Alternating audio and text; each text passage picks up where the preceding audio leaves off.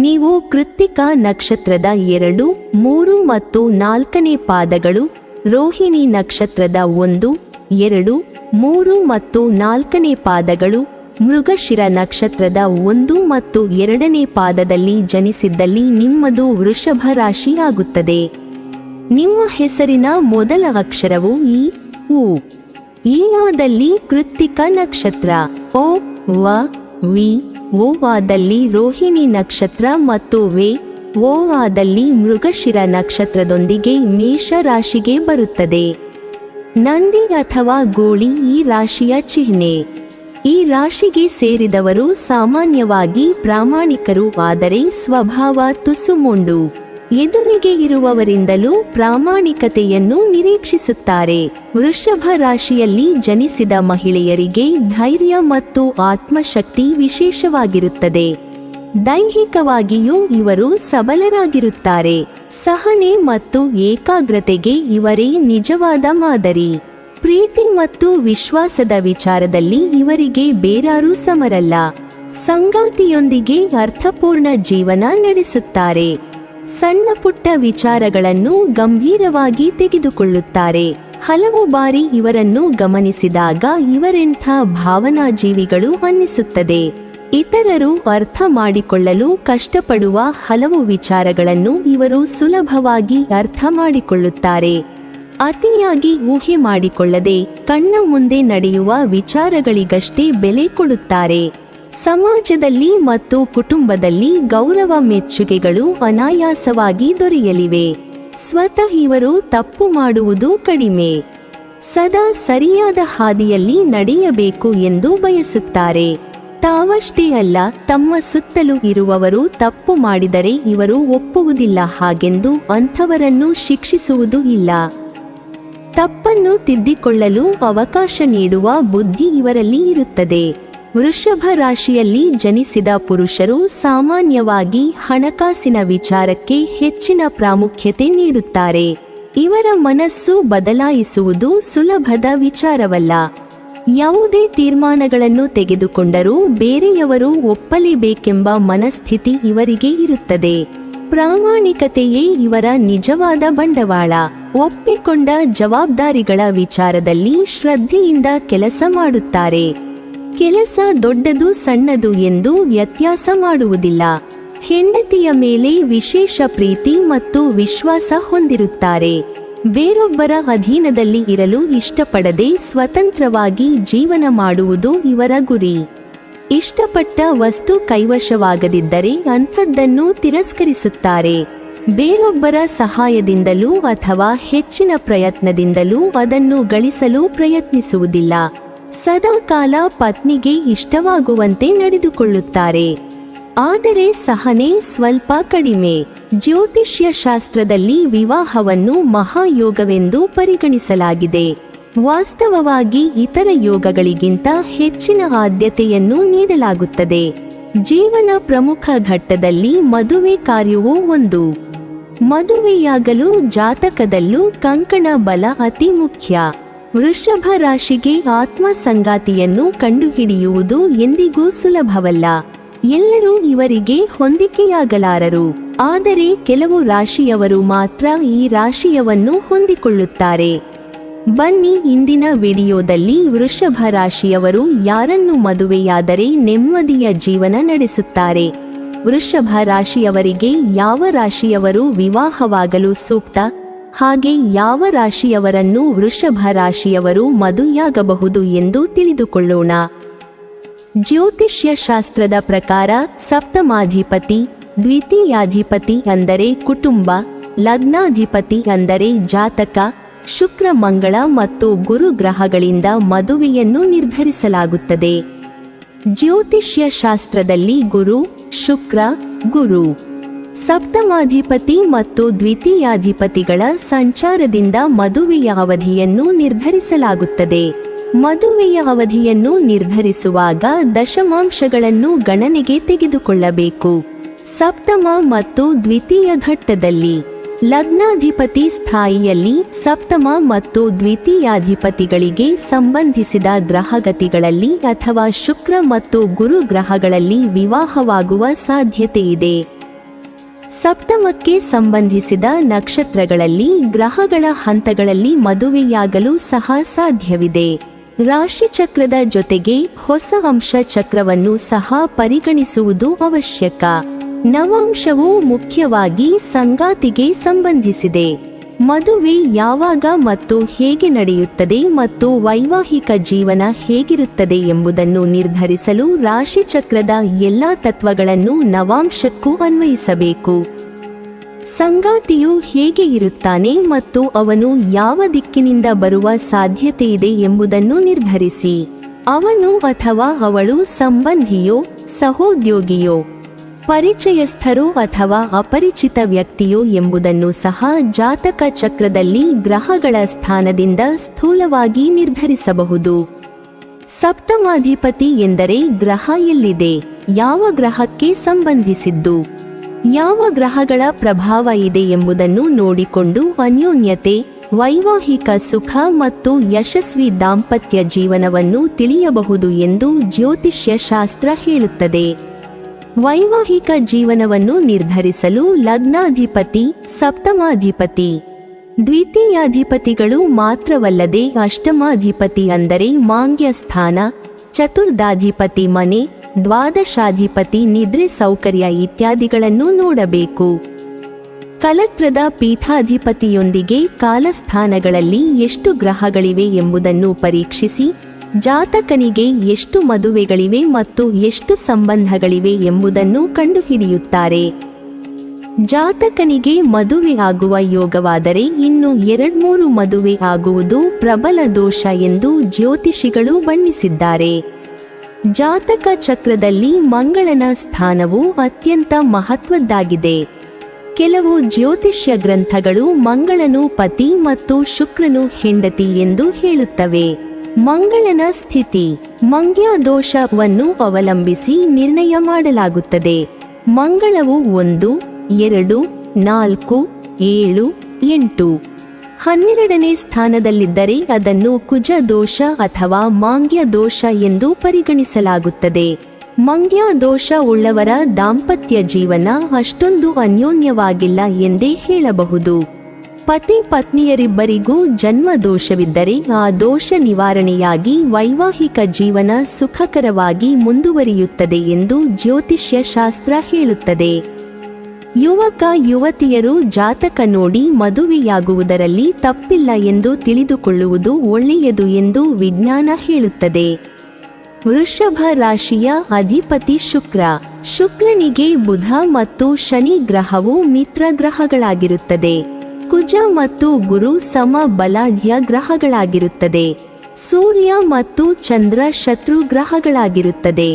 ಹಾಗೆ ಕೃತಿಕಾ ನಕ್ಷತ್ರಕ್ಕೆ ಯೋನಿಕೂಟದಲ್ಲಿ ಆಡು, ರೋಹಿಣಿ ನಕ್ಷತ್ರಕ್ಕೆ ನಾಗರ ಹಾವು ಹಾಗೂ ಮೃಗಶಿರ ನಕ್ಷತ್ರಕ್ಕೆ ಕೆರೆ ಹಾವು ಯೋನಿಗಳಾಗುತ್ತದೆ. ರಜ್ಜುಕೂಟದಲ್ಲಿ ಕೃತಿಕಾ ನಕ್ಷತ್ರದವರು ಉದರ ಅಂದರೆ ಹೊಟ್ಟೆ ಭಾಗವಾದರೆ ರೋಹಿಣಿ ನಕ್ಷತ್ರವು ಕಂಠದ ಭಾಗವಾಗುತ್ತದೆ. ಮೃಗಶಿರ ನಕ್ಷತ್ರವು ಶಿರದ ರಜ್ಜುವಾಗುತ್ತದೆ. ನಾಡಿಕೂಟದಲ್ಲಿ ಕೃತಿಕಾ ಮತ್ತು ರೋಹಿಣಿ ನಕ್ಷತ್ರಗಳು ಅಂತ್ಯನಾಡಿಯಾದರೆ ಮೃಗಶಿರ ನಕ್ಷತ್ರವು ಮಧ್ಯನಾಡಿಯಾಗಿರುತ್ತದೆ. ಗಣಕೂಟದಲ್ಲಿ ಕೃತಿಕಾ ನಕ್ಷತ್ರವು ರಾಕ್ಷಸ ಗಣವಾಗುತ್ತದೆ. ರೋಹಿಣಿ ನಕ್ಷತ್ರವು ಮನುಷ್ಯ ಗಣವಾಗುತ್ತದೆ ಹಾಗೂ ಮೃಗಶಿರ ನಕ್ಷತ್ರವು ದೇವಗಣವಾಗುತ್ತದೆ. ವೃಷಭ ರಾಶಿಯವರಿಗೆ ದಾಂಪತ್ಯ ಜೀವನದಲ್ಲಿ ಏರಿಳಿತ ಕಂಡುಬರುತ್ತದೆ. ಸಹನೆಯಿಂದ ನಡೆದುಕೊಂಡರೆ ಯಾವುದೇ ತೊಂದರೆ ಕಾಣುವುದಿಲ್ಲ. ಸ್ವಭಾವತಃ ಶಾಂತ ಮನಸ್ಕರಾದವರಾದರೂ ಕೋಪ ಬಂದಾಗ ಉದ್ವೇಗದಿಂದ ವರ್ತಿಸುವಿರಿ. ಸಭೆ ಸಂಧಾನದಿಂದ ಕುಟುಂಬದಲ್ಲಿ ಎದುರಾಗುವ ತೊಂದರೆಗಳಿಂದ ಪಾರಾಗುವಿರಿ. ಅತಿಯಾದ ನಿರೀಕ್ಷೆ ಸೋಲಿಗೆ ಕಾರಣವಾಗಬಹುದು. ಸ್ನೇಹವನ್ನು ಬಯಸಿ ಬರುವವರ ಪೂರ್ವಾಪರಗಳನ್ನು ಅರಿಯಲು ಪ್ರಯತ್ನಿಸುವಿರಿ. ದುಡುಕುತನದಿಂದ ಸ್ನೇಹವನ್ನು ಬೆಳೆಸುವುದಿಲ್ಲ. ಅನವಶ್ಯಕ ಸಮಸ್ಯೆಗಳನ್ನು ಎದುರಿಸಲು ಇಚ್ಛಿಸುವುದಿಲ್ಲ. ಪ್ರತಿಯೊಂದು ವಿಚಾರದಲ್ಲಿ ಅನುಕೂಲವಿದ್ದರೂ ಅದನ್ನು ಆನಂದಿಸುವುದಿಲ್ಲ. ಸಂಗಾತಿ ಇದ್ದರೂ ಅನವಶ್ಯಕ ಚಿಂತೆಯಿಂದ ಪ್ರೀತಿ ವಿಶ್ವಾಸವನ್ನು ಪೂರ್ಣವಾಗಿ ಅನುಭವಿಸಲಾರಿ. ತಪ್ಪು ನಿರ್ಧಾರಗಳಿಂದ ದೂರವಿದ್ದಲ್ಲಿ ಸುಖ ಸಂತೋಷಗಳಿಗೆ ಪಾರವಿರುವುದಿಲ್ಲ. ಇದಕ್ಕೆ ಕಾರಣ ಅವರ ಜಾತಕದಲ್ಲಿನ ಪಾಪ ಕರ್ತರಿ ಯೋಗ. ಇದನ್ನು ಒಮ್ಮೆ ಪರಿಶೀಲಿಸಿಕೊಂಡು ಪರಿಹಾರ ಕಂಡುಕೊಳ್ಳಿ. ಇಲ್ಲವಾದರೆ ಪಕ್ಕದಲ್ಲಿ ದೇವರಂತಹ ಸಂಗಾತಿಯಿದ್ದರೂ ಗುರುತಿಸದೆ ನಿಮ್ಮ ಇಷ್ಟಕ್ಕನುಸಾರವಾಗಿ ಮದುವೆಯಾದರೆ ಜೀವನದಲ್ಲಿ ಕಷ್ಟ ತಪ್ಪಿದ್ದಲ್ಲ.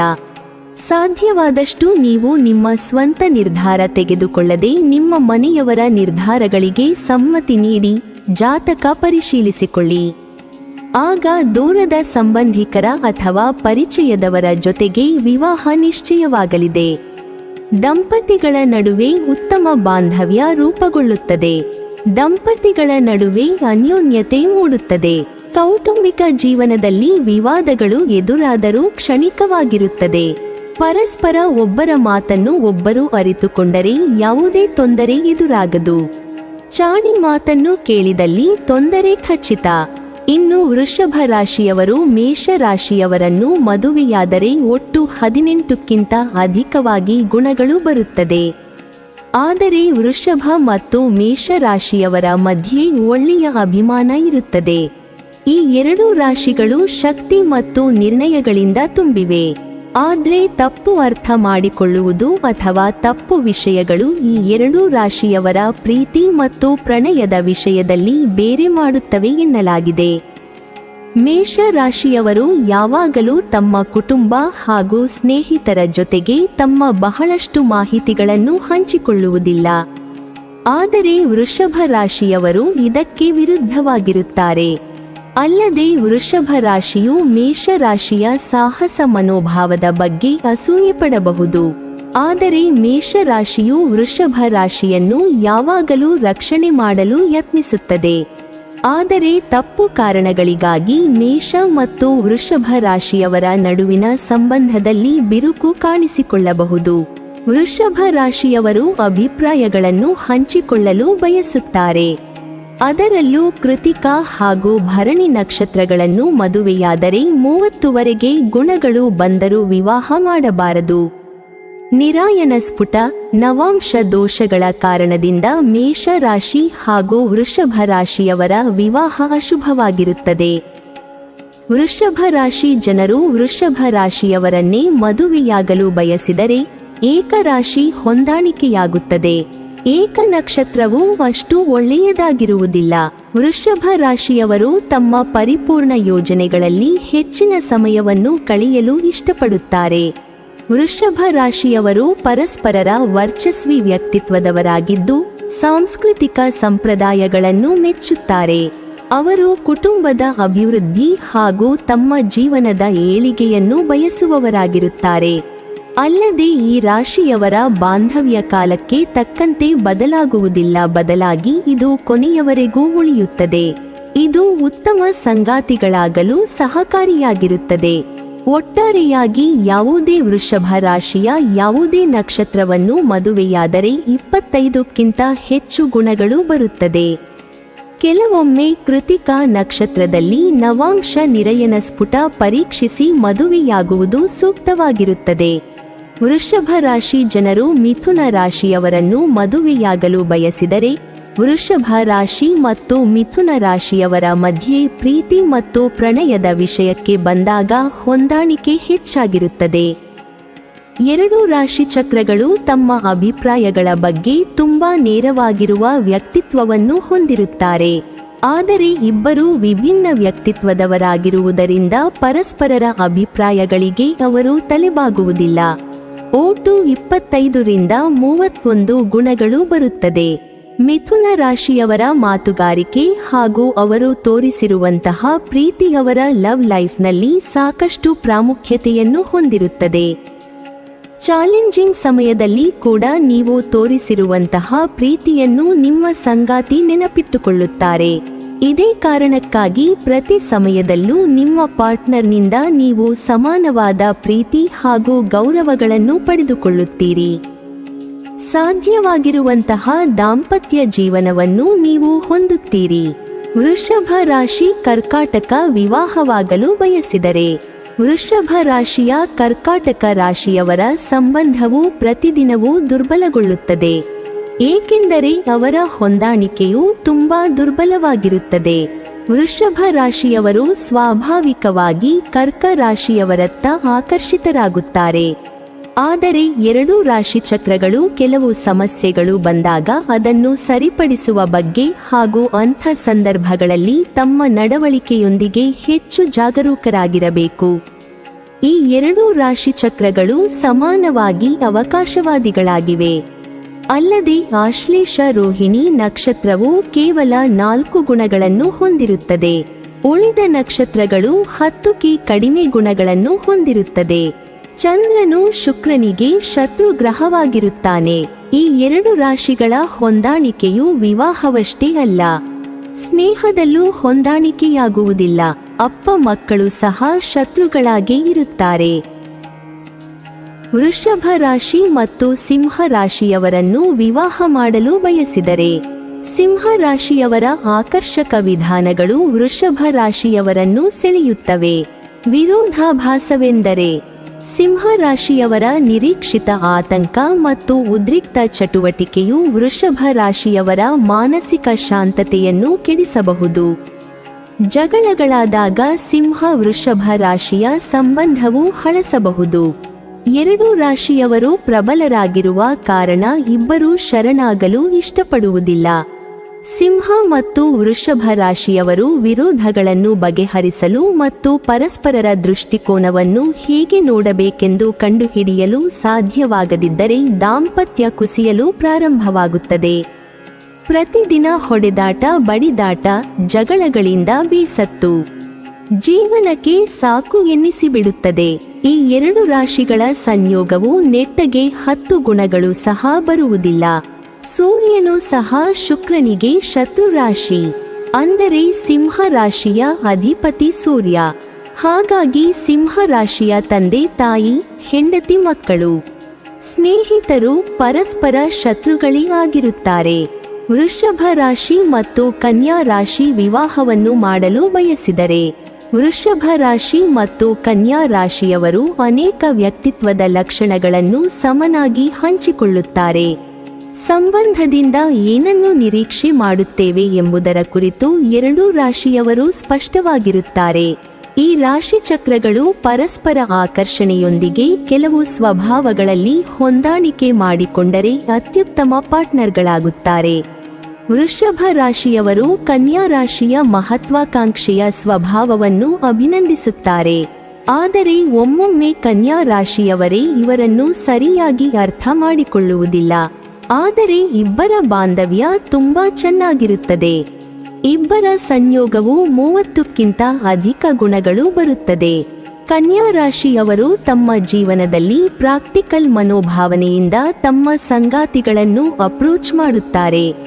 ಸಾಕಷ್ಟು ಉನ್ನತ ಜೀವನ ಅಂಶಗಳನ್ನು ಹೊಂದಿರುವಂತಹ ಪಾರ್ಟ್ನರ್ಗಳನ್ನು ಅವರು ಪಡೆದುಕೊಳ್ಳುವುದಕ್ಕೆ ಪ್ರಯತ್ನಿಸುತ್ತಾರೆ. ಆದರೆ ಅವರ ನಿರೀಕ್ಷೆ ಪ್ರತಿ ಬಾರಿ ಪೂರ್ತಿಯಾಗೋದಿಲ್ಲ.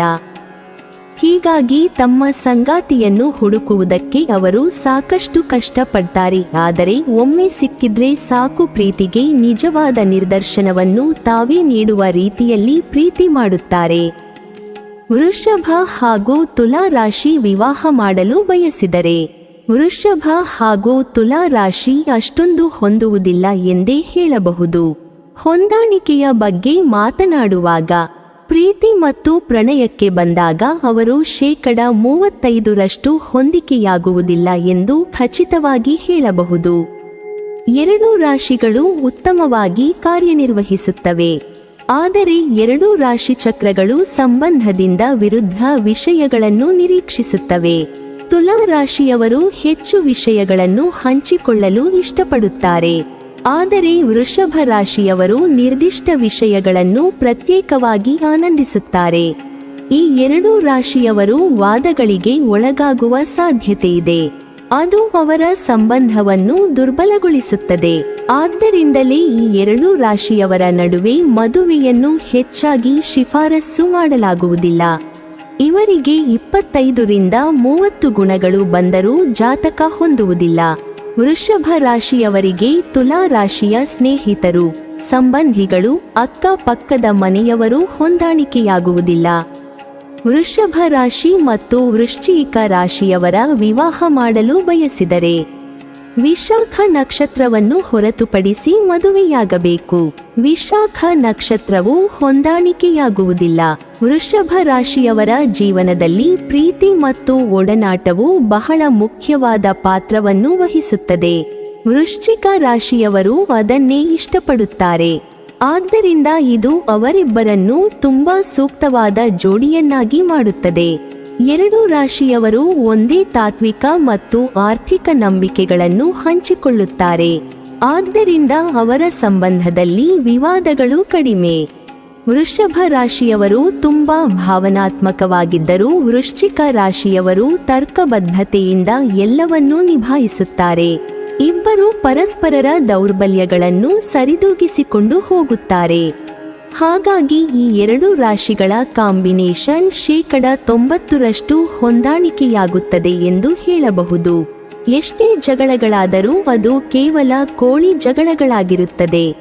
ವೃಶ್ಚಿಕ ರಾಶಿಯವರು ತಮ್ಮ ಲವ್ ಲೈಫ್ನಲ್ಲಿ ಕಾಣಿಸುವಂತಹ ಚಿಕ್ಕ ಪುಟ್ಟ ಪ್ರಯತ್ನಗಳಿಂದಲೂ ಕೂಡ ಅವರ ಹಾಗೂ ಅವರ ಸಂಗಾತಿ ನಡುವೆ ಇರುವಂತಹ ಬಾಂಧವ್ಯವನ್ನು ಇನ್ನಷ್ಟು ಸುಮಧುರಗೊಳಿಸುತ್ತಾರೆ. ಒಮ್ಮೆ ಭಾವನಾತ್ಮಕವಾಗಿ ತಮ್ಮ ಸಂಗಾತಿಗೆ ಕನೆಕ್ಟ್ ಆದರೆ ಸಾಕು, ತಮ್ಮ ಸಂಗಾತಿಗೆ ಅವರು ತಮ್ಮ ಪ್ರಾಮಾಣಿಕತೆಯನ್ನು ಸಂಪೂರ್ಣವಾಗಿ ಪ್ರದರ್ಶಿಸುತ್ತಾರೆ. ತಮ್ಮ ಸಂಗಾತಿಗೆ ಸಂಪೂರ್ಣವಾಗಿ ಬೆಂಬಲ ಹಾಗೂ ಅರ್ಥಪೂರ್ಣವಾಗಿರುವ ಪ್ರೀತಿಯನ್ನು ತೋರಿಸುವ ಮೂಲಕ ನಿಜವಾದ ರಿಲೇಶನ್ಶಿಪ್ ಅರ್ಥವನ್ನು ತೋರಿಸುತ್ತಾರೆ. ಕೆಲವೊಮ್ಮೆ ಸಂಗಾತಿಯ ಜೊತೆಗೆ ಲವ್ ರಿಲೇಶನ್ಶಿಪ್ನಲ್ಲಿ ಅಸಮರ್ಪಕ ಭಾವನೆಗಳು ಕೂಡ ಮೂಡುವ ಸಾಧ್ಯತೆ ಇರುತ್ತದೆ. ಇದು ಕೇವಲ ನಿಮ್ಮ ಅನ್ಯೋನ್ಯತೆಯನ್ನು ನೋಡಿ ಹೊಟ್ಟೆ ಉರಿದುಕೊಳ್ಳುವವರ ದೃಷ್ಟಿದೋಷ ಹಾಗೂ ಇನ್ನೊಬ್ಬರ ಹೇಳಿಕೆ ಮಾತಿನಿಂದ ಹುಟ್ಟಿದ ಸಣ್ಣ ಪುಟ್ಟ ಸಮಸ್ಯೆಯಾಗಿರುತ್ತದೆ. ಜ್ಯೋತಿಷ್ಯ ಪುರಾಣಗಳ ಪ್ರಕಾರ ವೃಷಭ ರಾಶಿ ವೃಶ್ಚಿಕ ರಾಶಿ ವಿವಾಹವು ದೇವಲೋಕದ ವಿವಾಹಕ್ಕೆ ಸಮವಾಗಿರುತ್ತದೆ. ವೃಶ್ಚಿಕ ರಾಶಿಯವರ ಕಾಲುಗುಣದಿಂದ ನಿಮ್ಮ ಜೀವನ ಬದಲಾಗುತ್ತದೆ. ವೃಷಭ ರಾಶಿ ಹಾಗೂ ಧನಸ್ಸು ರಾಶಿಯವರನ್ನು ವಿವಾಹ ಮಾಡಲು ಬಯಸಿದರೆ ಧನು ರಾಶಿಯು ವೃಷಭ ರಾಶಿಯ ಕೆಟ್ಟ ಅಭ್ಯಾಸಗಳನ್ನು ಗೇಲಿ ಮಾಡಬಹುದು. ಸಂಬಂಧಗಳಲ್ಲಿ ಸವಾಲುಗಳನ್ನು ಎದುರಿಸಬಹುದು. ಅದು ಸುಲಭವಾಗಿ ಪ್ರಕೋಪಕ್ಕೆ ಕಾರಣವಾಗಬಹುದು. ಇನ್ನೊಂದು ರೀತಿಯಲ್ಲಿ ಹೇಳುವುದಾದರೆ ವೃಷಭ ಧನು ರಾಶಿಯವರು ಒಟ್ಟಾದರೆ ವಿರುದ್ಧ ಚಿಹ್ನೆಗಳು ಒಂದಾದಂತೆ. ಕೇವಲ ಅನೈತಿಕ ಸಂಬಂಧದ ವಿಷಯಗಳು ಊರಿನ ಜನರ ಬಾಯಿಗೆ ಆಹಾರವಾಗುತ್ತದೆ. ಇದರಿಂದ ಮನನೊಂದು ವಿಚ್ಛೇದನೆ ಕೂಡ ಪಡೆಯುತ್ತಾರೆ. ಇದರಿಂದ ತಮ್ಮ ಜೀವನ ಆದ್ಯತೆಗಳ ಮೇಲಿನ ತಮ್ಮ ದೃಷ್ಟಿಕೋನವನ್ನು ಬದಲಿಸಿಕೊಳ್ಳಬೇಕಾಗುತ್ತದೆ. ಹಾಗಾಗಿ ಈ ಎರಡೂ ರಾಶಿಯವರ ಜೋಡಿಯು ಯೋಗ್ಯವೆಂದು ಪರಿಗಣಿಸುವುದಿಲ್ಲ. ಈ ಎರಡೂ ರಾಶಿಯವರು ಸ್ನೇಹಿತರಾದರೂ ಅಷ್ಟೇ 4 ದಿನದಲ್ಲಿ ಶತ್ರುಗಳಾಗುತ್ತಾರೆ. ಒಟ್ಟಾರೆಯಾಗಿ 10 ಗುಣಗಳು ಬರುವುದಿಲ್ಲ. ವೃಷಭ ಮತ್ತು ಮಕರ ರಾಶಿಯವರ ವಿವಾಹ ಮಾಡಲು ಬಯಸಿದರೆ ವೃಷಭ ರಾಶಿ ಮತ್ತು ಮಕರ ರಾಶಿಯ ಜೋಡಿ ಹೆಚ್ಚು ರೊಮ್ಯಾಂಟಿಕ್ ಆಗಿರುತ್ತದೆ. ಅಲ್ಲದೆ ಎರಡೂ ಚಿಹ್ನೆಗಳು ಆಧ್ಯಾತ್ಮಿಕತೆ ಮತ್ತು ದೈವತ್ವದ ಕಡೆಗೆ ಸಮಾನವಾಗಿ ಒಲವು ತೋರುತ್ತವೆ. ಎರಡೂ ರಾಶಿ ಚಕ್ರಗಳು ಸ್ವಾಭಾವಿಕವಾಗಿ ಶುಕ್ರನ ಅನುಕೂಲಕರ ಸ್ಥಾನದಿಂದ ಬೆಂಬಲಿತವಾಗಿದೆ. ಇದು ಅವರಿಬ್ಬರನ್ನು ಚೆನ್ನಾಗಿ ಹೊಂದುವಂತೆ ಮಾಡುತ್ತದೆ. ವೃಷಭ ರಾಶಿಯವರು ಯಾವಾಗಲೂ ಇತರರನ್ನು ಚೆನ್ನಾಗಿ ನೋಡಿಕೊಳ್ಳುತ್ತಾರೆ. ಮಕರ ರಾಶಿಯವರು ದಯೆ ಹೊಂದಿರುತ್ತಾರೆ. ಆದ್ದರಿಂದ ಅವರು ಉತ್ತಮ ಜೋಡಿಯಾಗುತ್ತಾರೆ. ಮಕರ ರಾಶಿ ಶಾಂತ ಮತ್ತು ಹೊಂದಾಣಿಕೆ ಸ್ವಭಾವ ಹೊಂದಿದ್ದು ಅದು ವೃಷಭ ರಾಶಿಯ ಮನಸ್ಥಿತಿ ಮತ್ತು ಕೋಪವನ್ನು ನಿಭಾಯಿಸುತ್ತದೆ. ಆದ್ದರಿಂದ ಎರಡೂ ರಾಶಿಯವರು ಪರಸ್ಪರ ಚೆನ್ನಾಗಿ ಹೊಂದಿಕೊಳ್ಳುತ್ತಾರೆ. ಮಕರ ರಾಶಿಯವರಿಗೆ ಸರಿಯಾದ ಮ್ಯಾಚಿಂಗ್ ಸಂಗಾತಿಯನ್ನು ಹುಡುಕುವುದು ಸ್ವಲ್ಪ ಮಟ್ಟಿಗೆ ಬೇರೆ ರಾಶಿಯವರಿಗೆ ಹೋಲಿಸಿದರೆ ಕಷ್ಟ ಆಗುತ್ತದೆ. ಯಾಕೆಂದ್ರೆ ಮಕರ ರಾಶಿಯವರು ತಮ್ಮ ಜೀವನದಲ್ಲಿ ಪರ್ಫೆಕ್ಟ್ ಜೋಡಿಯನ್ನು ಮಾತ್ರ ಆಯ್ಕೆ ಮಾಡಿಕೊಳ್ಳುತ್ತಾರೆ. ತಮ್ಮ ಜೀವನ ಸಂಗಾತಿಯ ಬಗ್ಗೆ ಮಕರ ರಾಶಿಯವರು ತುಂಬಾ ನಿರೀಕ್ಷೆಯನ್ನು ಹೊಂದಿರುತ್ತಾರೆ ಹಾಗೂ ಅದಕ್ಕೆ ಸರಿಹೊಂದುವಂತಹ ಜೋಡಿಗಳು ಕೂಡ ಸಿಗೋದು ಕಷ್ಟ. ಇದೇ ಕಾರಣಕ್ಕಾಗಿ ಇವರು ಅರೇಂಜ್ ಮ್ಯಾರೇಜ್ ಆಗುತ್ತಾರೆ. ವೃಷಭ ಮತ್ತು ಮಕರ ರಾಶಿಯವರ ಹೊಂದಾಣಿಕೆಯು ಒಟ್ಟು 18ಕ್ಕಿಂತಲೂ ಅಧಿಕ ಗುಣಗಳು ಬರುತ್ತದೆ. ವೃಷಭ ಮತ್ತು ಕುಂಭ ರಾಶಿಯವರ ವಿವಾಹ ಮಾಡಲು ಬಯಸಿದರೆ ವೃಷಭ ರಾಶಿ ಮತ್ತು ಕುಂಭ ರಾಶಿ ಹೆಚ್ಚು ಸಾಮ್ಯತೆ ಹೊಂದಿಲ್ಲ ಎಂದೇ ಹೇಳಬಹುದು. ಇವರಿಬ್ಬರ ನಡುವೆ ಹೊಂದಾಣಿಕೆ ಕಷ್ಟವಾಗುತ್ತದೆ. ಕುಂಭ ರಾಶಿಯವರು ಹೆಚ್ಚು ಪರಿಚಯಸ್ಥರನ್ನು ಮನೆಗೆ ಕರೆತಂದಾಗ ವೃಷಭ ರಾಶಿಯವರಿಗೆ ಅವರನ್ನು ಒಪ್ಪಿಕೊಳ್ಳಲು ಹಾಗೂ ಹೊಂದಿಕೊಳ್ಳಲು ಕಷ್ಟವಾಗುತ್ತದೆ. ಕುಂಭದವರ ಸ್ವಭಾವಗಳಿಗೆ ಹೊಂದಿಕೊಳ್ಳಲು ವೃಷಭ ರಾಶಿಯವರು ಕಷ್ಟಪಡುತ್ತಾರೆ. ಹೀಗಾಗಿ ಈ ಎರಡೂ ರಾಶಿಯವರ ವಿರುದ್ಧ ದಿಕ್ಕಿಗೆ ಎಳೆಯಲ್ಪಡುತ್ತಾರೆ. ಇದರಿಂದ ಇವರಿಬ್ಬರ ನಡುವೆ ಸಾಮಸ್ಯ ಕಷ್ಟವಾಗುತ್ತದೆ. ಇಬ್ಬರ ನಡುವೆ 25 ರಿಂದ 30 ಗುಣಗಳು ಬರುತ್ತದೆ. ಆದರೆ ಜಾತಕದ ಹೊಂದಾಣಿಕೆಯೂ ಆಗುವುದಿಲ್ಲ. ಕೆಲವೊಮ್ಮೆ ಗುಣಗಳು ಬಂದರೂ ಗಂಡ ಹೆಂಡತಿ ಹೊಂದಾಣಿಕೆಯಿಂದ ಇರುವುದಿಲ್ಲ. ವೃಷಭ ಮತ್ತು ಮೀನ ರಾಶಿಯವರ ವಿವಾಹ ಮಾಡಲು ಬಯಸಿದರೆ ಮೀನ ರಾಶಿಯವರು ತಮ್ಮ ಆಗಾಗ್ಗೆ ಹೆಚ್ಚಿನ ಭಾವನೆಗಳನ್ನು ವ್ಯಕ್ತಪಡಿಸಲು ಸಾಧ್ಯವಾಗದೇ ಇರುವುದು ಇಬ್ಬರ ಮಧ್ಯೆ ಬಿಕ್ಕಟ್ಟನ್ನು ತಂದಿಡಬಹುದು. ತಮ್ಮ ಸಂಗಾತಿಯು ಏನನ್ನೂ ಮುಚ್ಚಿಡುತ್ತಿದ್ದಾರೆ ಎಂದು ವೃಷಭ ರಾಶಿಯವರು ಅನುಮಾನ ಪಡಲು ಕಾರಣವಾಗಬಹುದು. ಕೆಲವೊಮ್ಮೆ ಮೀನ ರಾಶಿಯವರ ಉದ್ದೇಶ ಸರಿಯಾಗಿದ್ದರೂ ಸಹ ವೃಷಭ ರಾಶಿಯವರು ರಹಸ್ಯ ಹಗೆತನದಿಂದ ಮನನೊಯ್ಯಬಹುದು. ಇದರಿಂದ ಇಬ್ಬರ ನಡುವೆ ಸಾಮಸ್ಯ ಕುಸಿಯಬಹುದು. ಮೀನ ರಾಶಿಯವರು ಸ್ವಭಾವತಃ ಇವರೊಂದು ಬಗೆಯ ಧ್ರುವೀಯ ವೈರುಧ್ಯದ ಉದಾಹರಣೆ. ಭಾವುಕರಾದ ಇವರು ತಮ್ಮ ಭಾವನೆಗಳನ್ನು ಎಗ್ಗಿಲ್ಲದೆ ಬಹಿರಂಗವಾಗಿ ವ್ಯಕ್ತಪಡಿಸಬಲ್ಲರು.